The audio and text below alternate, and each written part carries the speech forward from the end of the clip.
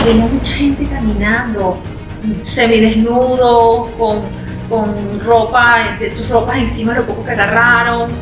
Muchas partes de la autopista del tramo estaban como mordidas, como si un dinosaurio gigante lo hubiese mordido. Me resbalé y pensé que había pisado un tronco y resultó ser el brazo de una persona que estaba semienterrada. Y un momento que les digo a la gente que me está llamando, no solamente de mis emisoras, sino me empezaron a llamar de otros circuitos. Mira, no me llamen tanto para preguntar, para que les dé incidencia de la lluvia. Mándenme ayuda, mándenme un helicóptero. Los bomberos fueron a su casa y le dijeron sobre el peligro inminente que había.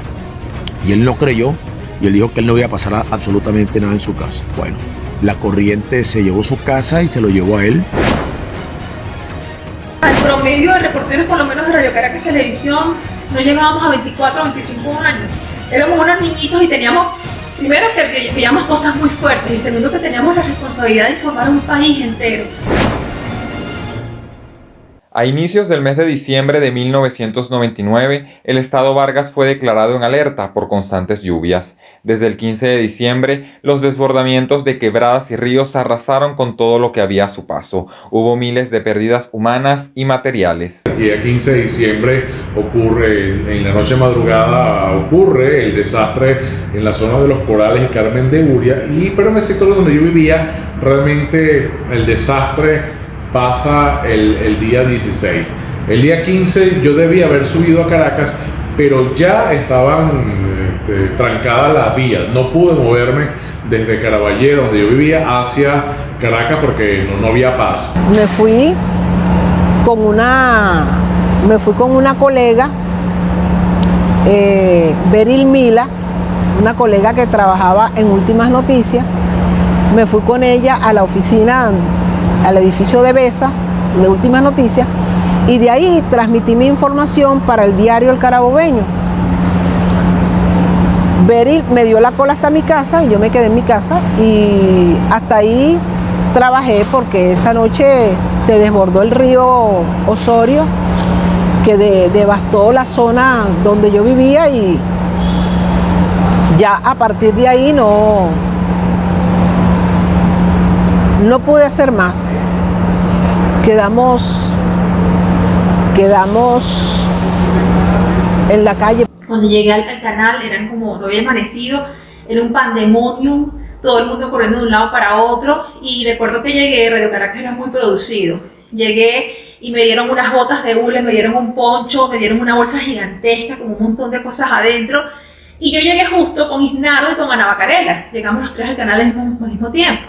Y recuerdo que a Ana le dicen, nos asignan a los tres, ¿qué está pasando? No, llovió muchísimo, vamos a intentar llegar a Vargas porque está muy mal. A Ana le dijeron, vete por la autopista. A Isnardo le dijeron, vete hasta el barrio Limón, que es justo a la mitad, que llegará por allí. Y a mí me dijeron, vete por la Blandín, vete por la carretera vieja, Caracas-La Guaira. La autopista estaba llena de huecos, llena de piedras. El túnel, el primer túnel estaba completamente sellado por una catarata de agua. Para nosotros bajar tuvimos que meternos por el túnel que es de subida. Una serie de cosas. Cuando salimos, justo en la salida de ese túnel había un cráter que si nosotros nos hubiésemos metido por el túnel se cae el jeep porque no había posibilidad de frenar porque estaba justo en la salida del túnel. O sea, muchos elementos que definitivamente me confirman que mi angelito de la guarda sudó ese día para que no solo pudiéramos hacer el trabajo, sino para que no nos ocurriera nada. Si tú me dices que te hago una cronología de lo que viví en esos días, no lo voy a recordar muy bien, pero sí recuerdo que me impresionó mucho ver la autopista sin luz y venía mucha gente caminando, semidesnudos, con ropa, de sus ropas encima de lo poco que agarraron. Muchas partes de la autopista del tramo estaban como mordidas, como si un dinosaurio gigante lo hubiese mordido, así estaba.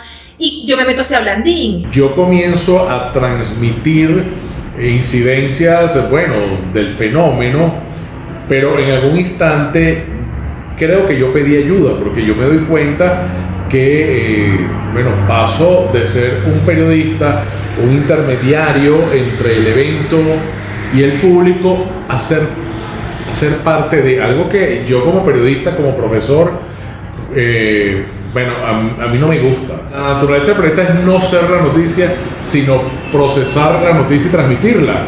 Entonces, ser la noticia, ya por ahí había algo incómodo.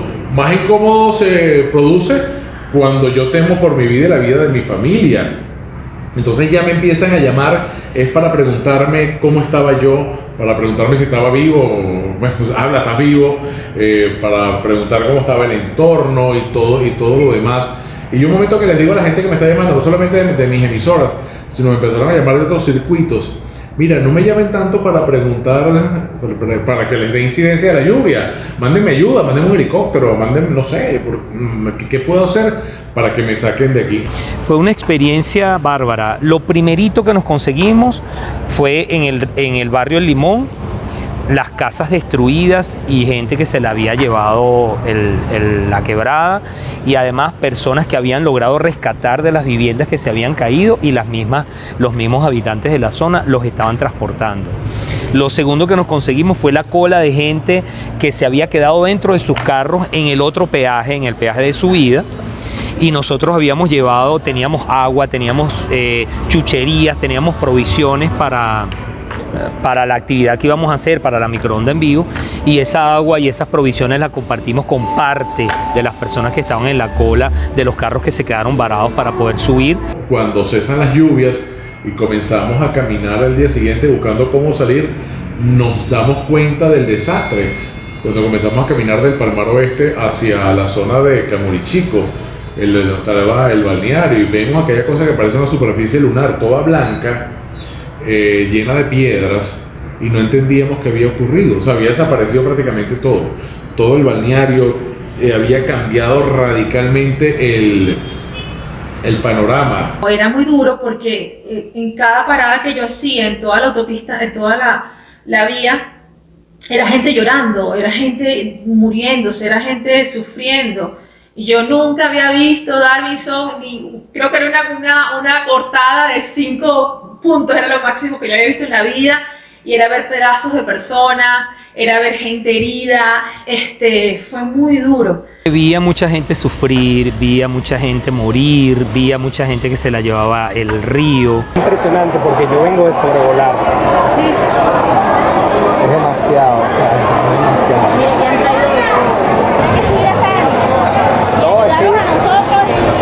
No, parece que me escondo, no quiero que la gente me vea así, pero es que es muy duro. En Blandín, la primera casa que me paro, nos dicen se cayó todo. Sabes que en Blandín son ranchitos encima de ranchitos. Se había caído, había gente sepultada abajo. Y en el canal me decían graba y manda, graba y manda, graba y manda. No teníamos microondas tan fácil, sobre todo por las condiciones meteorológicas. Cada uno de nosotros tenía un motorizado asignado. Entonces le dábamos el cassette, él iba y venía. Le dábamos el cassette, él iba y venía. Llegó al barrio Limón, a la pasarela, y me consigo con Isnardo. Isnardo estaba muy mal, y nos ponemos a llorar. Y él me dice, esto que está pasando acá es una locura. Y le dije, sí, yo no estoy entendiendo qué está pasando acá. Hubo un momento, por ejemplo, cuando estábamos caminando por una de las playas, que me resbalé y pensé que había pisado un tronco, y resultó ser el brazo de una persona que estaba semienterrada. O sea, muchas cosas que de verdad me marcaron. De hecho, yo te puedo confesar que no voy a las playas de Vargas desde el año 1999. Con el gobernador del estado Vargas, Alfredo Laya. Gobernador, ¿cuál es el parte de esta dramática situación que está viviendo el estado Vargas? Bueno, evidentemente que jamás habíamos vivido una cosa como esta. Estamos completamente consternados. Veo una señora que viene sin zapatos, toda harapienta, y resultó ser la esposa del gobernador, que venía caminando, llorando, diciendo que el desastre en el estado era una barbaridad. Ahí tengo un recuerdo grato por un lado, pero muy ingrato, con el que trabajaba en Venevisión. Se me olvida en este momento, él trabajaba en un programa cómico. Estuve en su casa unos días antes, y Jorge Tuero, exactamente. Y cuando ya estaba la tragedia, ¿qué te digo yo? Ya tenía varias horas, estaba lloviendo, los bomberos fueron a su casa y le dijeron sobre el peligro inminente que había. Y él no creyó, y él dijo que él no iba a pasar absolutamente nada en su casa. Bueno, La corriente se llevó su casa y se lo llevó a él. Y hasta la fecha pues no se sabe absolutamente de Jorge Tuero. Tuvimos la locura de irnos caminando desde Macú, desde Camurichico, en el este de Vargas, casi llegando a Caraballeda, hasta el aeropuerto de Maiquetía. Una caminata que duró unas 6 horas más o menos, porque estaba todo el desastre, subíamos, bajábamos, caminando entre cadáveres, entre escombros, caminando por el techo de las viviendas. Era muy complicado, ¿no? Era muy complicado el desgaste, el calor, porque una cosa irónica, que luego de casi un mes de lluvia, al día siguiente fue un calor y un sol insoportable. Y mucha gente deshidratándose. Recuerdo que la única hidratación que tuvimos fue unas cervezas que dejaron botada, unas personas que saquearon una licorería, dejaron una caja de cervezas, de latas, tiradas en el camino. Se les cayó. Las personas que estábamos ahí, era un grupo de 5 personas. Bueno, no hay agua en ninguna parte. Es un riesgo tomar el agua, esa agua no sabemos y tal. Y bueno, nos hidratamos durante unas 6 horas de camino con las cervezas calientes, una cosa loca. Fue una experiencia que marcó un antes y un después en mi vida personal y en mi vida profesional. Todo el litoral central está sin luz. Hasta aquí hemos podido llegar, ya no hay más paso. Nos agarra la noche llegando al aeropuerto de Maiquetía y otra vez como ley de Murphy. Bueno, sí, pero ya no va a despegar más ninguna aeronave ni ninguna avioneta. Dios mío, nos toca dormir otra vez aquí. No puede ser, nos vimos las caras. Todo eso era caminando por las pistas de Maiquetía, o sea, por las pistas, eso era un poco desordenado allí, un pandemonio. El aeropuerto fue una cosa dantesca, yo no podía creerlo. El aeropuerto, cuando llegamos, primero lo que me impresionó mucho, y ese olor no se me quitó en años, de hecho, te digo esto y todavía siento el olor a sangre. Olía muchísimo a sangre. Y cuando llegué fue muy impresionante, primero el cielo, porque eran aviones, helicópteros entrando y saliendo, estábamos como en guerra. Llego a la pista y estaba llena de escombros, de gente en los pasillos del aeropuerto, ese aeropuerto donde ustedes utilizan, mujeres pariendo, gente herida, niños perdidos. Y tú no sabías cómo organizarte para ayudarlos. Me llama alguien identificado con Protección Civil y me dice, ya, ¿tú qué te pasa? No, bueno, que yo le explico, tengo tantas horas caminando, estas personas que están conmigo, que son cuñados, etcétera. Ah, ok, ¿y tú quieres ir? No, sí, yo quisiera ir a Caracas. Mira, vale, vamos a hacerte la segunda, te podemos dar la cola.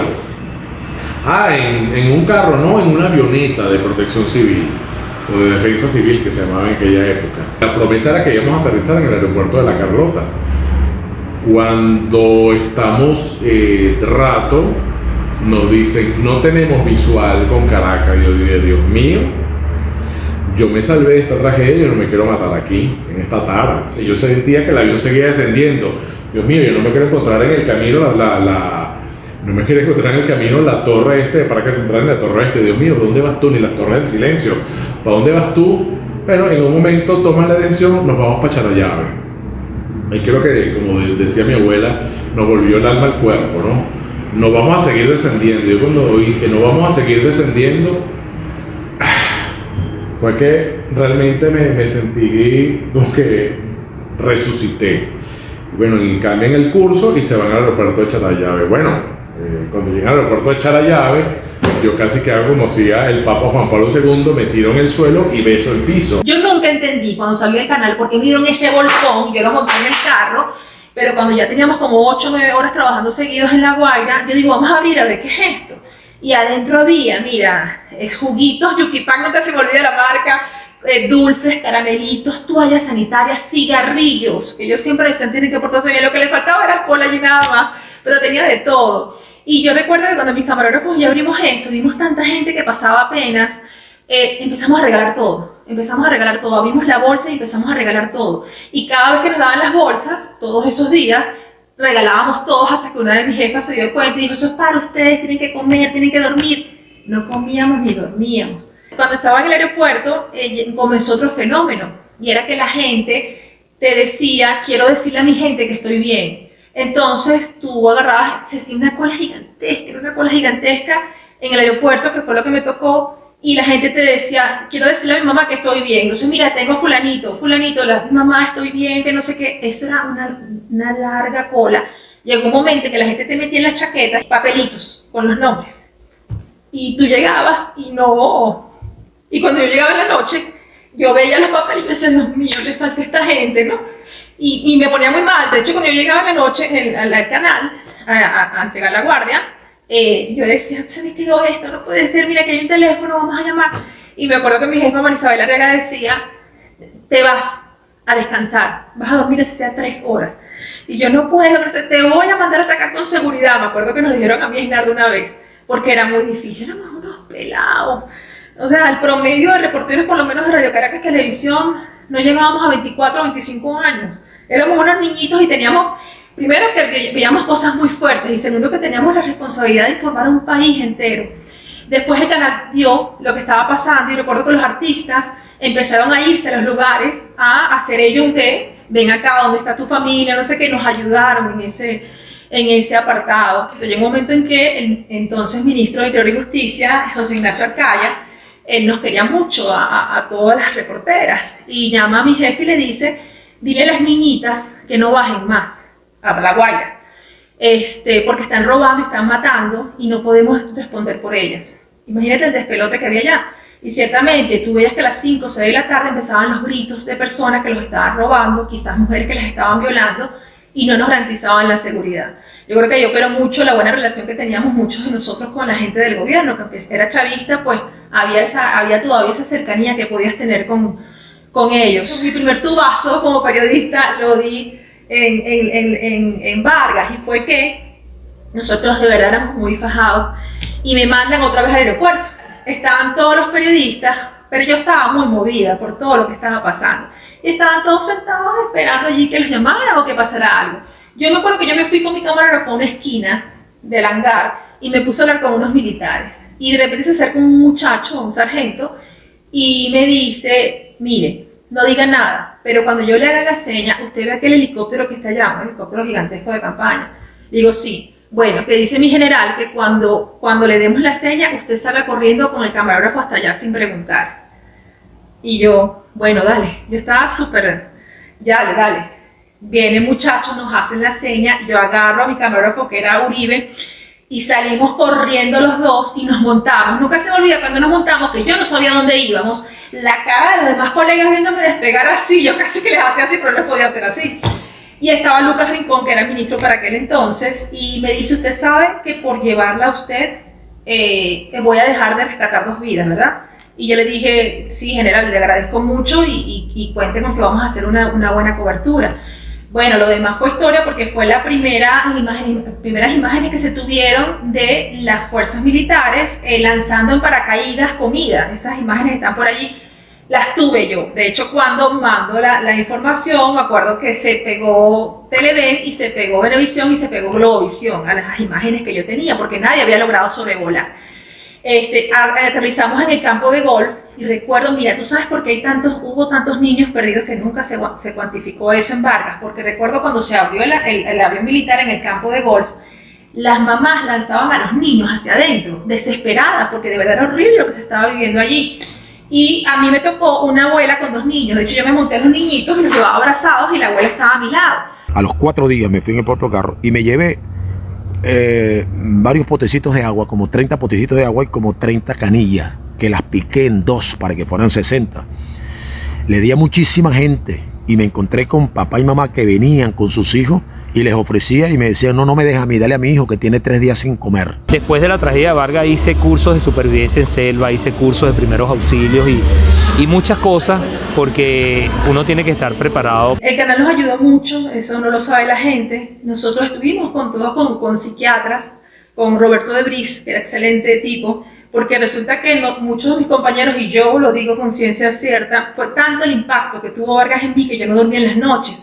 Y yo soñaba con gente que había fallecido, tenía mucho miedo, mucho estrés, y de verdad ellos vieron que estábamos sufriendo, todo el cuerpo de periodistas, que éramos como 8 máximo, y recuerdo que empezamos ese proceso de sanación con Roberto, ¿no? Para ver cómo hacíamos, y eso fue muy bonito porque yo como profesional, bueno, creo que todos los que habrás entrevistado te habrán dicho que crecimos como personas, crecimos como familia.